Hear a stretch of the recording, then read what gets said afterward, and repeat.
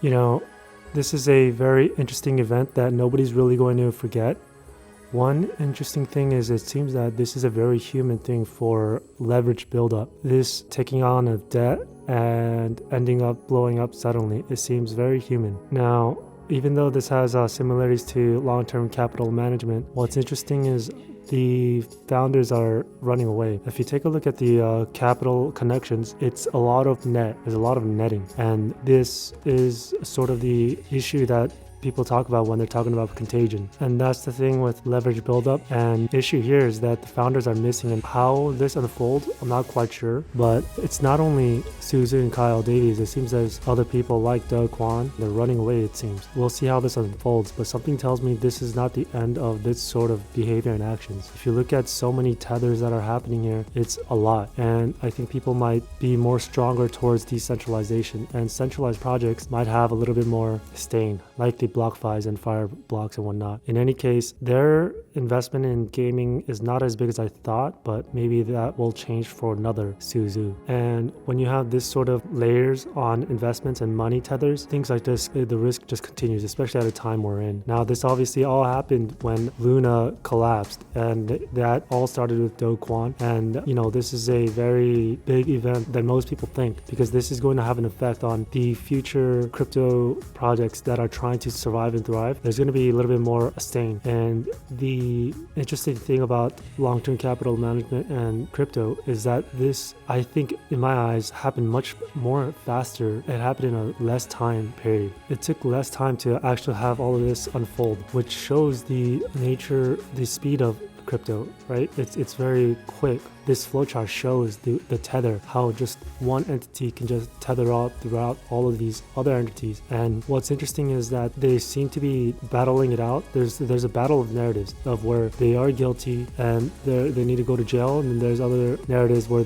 they're not guilty, but the people are trying to capture them. And it's like a catch, a win for their record or something. I think that overall, people do see that there might be heavy consequences for Kyle Davies and Suzu, and a framework will be built around this event and them, I believe. We will have to wait and see. The regulations that might come about from this is, again, one, I think that where, yes, it'll help the space, but it will be very restrictive. We will have to wait and see. But again, crypto is seed stage investment for all the people, but you never know what could happen, and they might block it off for only rich people. So keeping an eye on how this unfolds with Kyle Davies, Suzu, and even Do Kwon is going to be very interesting. I think that how different international places handle this is also interesting, like Singapore and the UAE. Now, what's happened is that they are obviously trying to give their side of the story. It's quite obvious what happened is that once they started going down a debt spiral, what they try to do is double up, leverage up, and win. That is very dangerous in the crypto space, right? It's not good to multiply your leverage. That spirals very quickly. Now, CZ's taken residency in Dubai, which I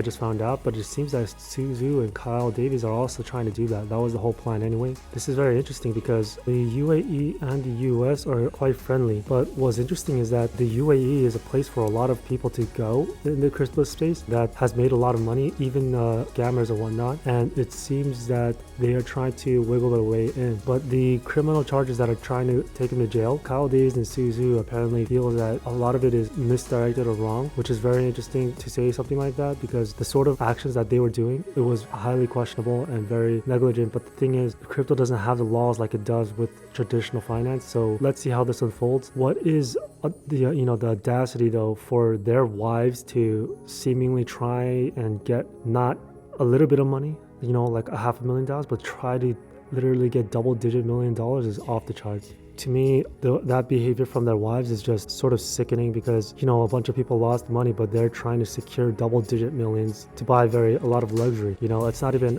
let me just have $1 million for my, because I have kids or something. It's just totally for luxury, and so that sort of a mindset does, not good things happen, right? Because they're too relaxed. speaking about too relaxed. These lending companies is where I don't understand why there could be a need for them or there could not be a need for them. But let's take Blockfi for example. To me, a Blockfi, I don't know, maybe I might be stepping out of bounds by saying this, but I don't see the use why it might be useful. They, have a lot of things like letting people earn crypto on their, if they put it into the Blockfi. They have lending if you want to borrow money from Blockfi. They have backings from bigger names, which is very interesting, from other entities. But I don't understand why BlockFi might be, needed. And so when I see somebody like a BlockFi competing with decentralized lending or decentralized decentralized almost anything BlockFi does, card, payments, I struggle to understand why BlockFi is here. And I struggle to,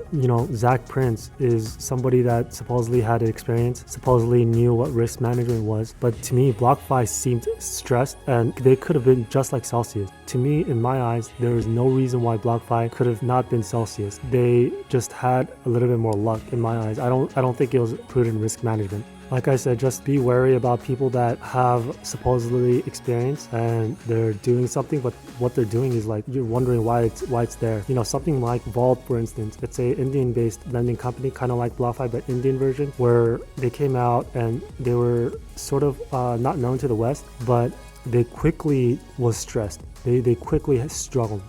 And they seem to be growing, but they quickly struggled and they basically disappeared. Nuri is a German version of that. They're gone. They're insolvent. Nuri, they were trying to do the same thing, lending everything, BlockFi German version. Look at the top, it says they filed for insolvency. But a bigger one is, let's say Voyager, where Voyager totally had a lot of wind in its back, but then they just totally went down the drain, and now they're looking to be purchased by Binance or FTX, but it seems maybe more FTX might be the one to take Voyager. But when you look at the interviews, when you look at the experienced people, I don't see the difference between them and a crypto young adult coming into crypto and figuring it out ourselves with no MBA or a master's in little finance and this and that. You know what I mean?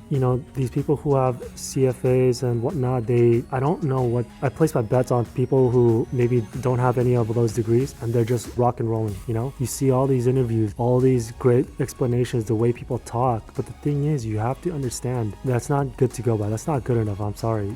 You have to see what they do, what they're doing. Maybe it can show you the thought process of how they think and what they see. It's just confusing, to be honest. You take a look at Genesis, who's stressed. They are stressed. They're cutting 20% of their workforce. It's true that we are in a downturn, but the thing is, when you saw the volatility up towards crypto, how did you not see the volatility down for crypto? And I'm guilty of this as well. But the thing is, there's AKA prudent risk managers, professionals, but for some reason they didn't see this coming or prepare for it. That's not, I could be overly critical about the lending CEOs and whatnot, but I guess, there's a second chance and everybody will learn, and let's see how this unfolds. One thing is for certain, crypto contagion is definitely going to be on everybody's mind from now on. There's not going to be anybody questioning whether it can or cannot happen because it almost happened. And so now people are trying to figure out, is it complete, is it not complete? And it all depends on whether this market continues to go down more, because there is still leverage in the system. A lot of it's been wiped out in crypto, I would assume, but when you see the landscape, how far we can continue going down, depending on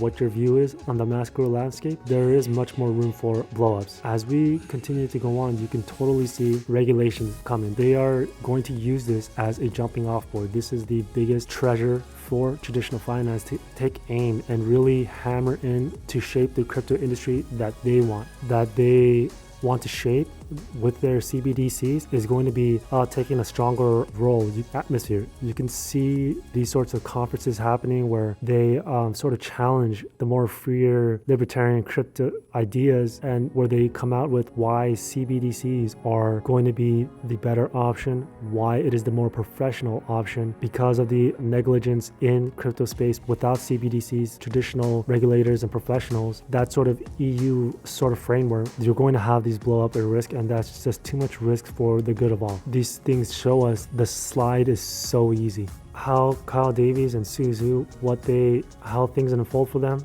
I hope for usually the best for everyone. In my eyes, Kyle Davies and Suzu are not murderers. They didn't go out to maliciously scam anyone like other scammers that we've seen that actively knew it, but however this unfolds, hopefully, good luck to them. Their life path hopefully is one that corrects. They saw the mistakes, they reconcile with it, and they find their peace. When we look at the world, you have to take risks to maybe try and make a world that's better than when you came. And in order to do that, sometimes it's going to take a lot of tries. And there's a lot of people shaping the world that are doing it differently or the wrong way. And in order for you to do it, you're going to have to realize the people that are making these rules are no better than you. And so you're going to have to take more caution if you're going to try and take that role. So that's it, and good luck.